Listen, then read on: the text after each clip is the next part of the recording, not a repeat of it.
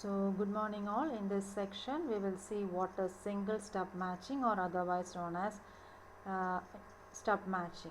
This is another type of impedance matching. So what is impedance matching? Impedance matching means if your load impedance is matched to your characteristic impedance Z0, then maximum power is transferred from the generator to load. So that is known as impedance matching. And if you are having a resistive load, then you can use quarter wave transformer or either a half wave transformer for impedance matching. But if you are having a complex load, then you have to use a stub for impedance matching. Now, what is a stub? Stubs are open or short circuit transmission line which is connected in parallel or series with the actual transmission line at a distance L from the load. Then the important point is the stub should have the same characteristic impedance as the actual transmission line. Now here you can see a diagram.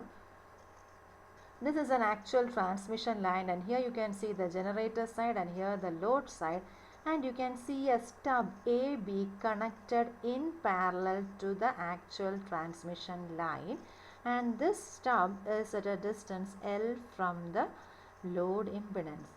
This is a short circuit stub which is connected in parallel to the actual transmission line. And the important point is this stub should have the same characteristic impedance as that of the actual transmission line. Okay, if the actual transmission line is having a characteristic impedance Z0, then the characteristic impedance of this stub AB should also be Z0. Next is, as I said earlier, this stub can be either short circuit or open circuit, but if you are using an open circuit stub, then what happens is it radiates energy at high frequency. So we prefer short circuit stub over open circuit stub, and it is connected in parallel to the actual transmission line. Here you can see short circuit stubs are used which is connected in parallel to the actual transmission line. So we prefer short circuit over open circuit.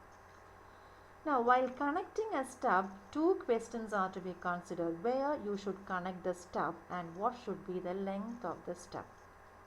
So the answer to the first question is stub should be connected in the transmission line at a point where the impedance at that point and the characteristic impedance Z0 of the transmission line match. Now this is your transmission line, and suppose I am taking a point here. I am measuring the impedance at that point, and if that impedance is not equal to Z0 of your transmission line, then you cannot connect the stub there.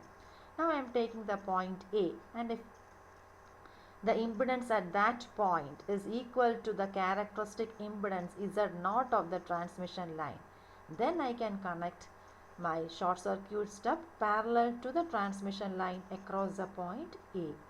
So that is the answer to the question where I can place the stub, the point at which the impedance is equal to the characteristic impedance of the transmission line. Now here you can read it out. Suppose that point is A and its impedance is ZA. Then if I have to connect the stub across that point, then ZA should be equal to Z0, where Z0 is a characteristic impedance of the transmission line.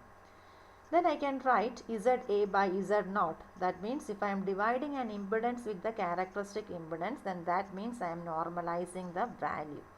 ZA by Z0 is equal to, in place of ZA you can write Z0, because then only you can place the stub at that point. So Z0 by Z0 will give you 1, and that value is a value of your resistance circle in the Smith chart. Here you can see value of resistance circle R, or the real part, because you know the complex load is always represented as R plus JX, where R is a resistive part and JX, the inductance part, is a the reactance part is a complex part. So that I can write finally ZA is equal to 1 plus JX. This 1 is a resistance value and this JX is a reactance value. So now the first question is answered. Where should you connect the stub? The second question is what should be the length of the stub? and here you can see the stub is short circuit and it is connected in parallel to the transmission line. So instead of directly calculating the impedance, it will be easier if you calculate the admittance first, because if two circuits are connected in parallel, it is better to calculate equivalent admittance rather than impedance, because it is easy to calculate the admittance in a parallel connection. But in the case of series connection, it is easy to calculate the impedance. But here the transmission line and the stub are in parallel. So I will be calculating the admittance value, and you know the admittance is represented as Y, and here we already calculate the real part value as 1. So here also the admittance value will be the resistance part of the admittance value will be 1. So I am writing YA is equal to 1 plus JB, where 1 is a real part and JB is a reactance or otherwise a complex part.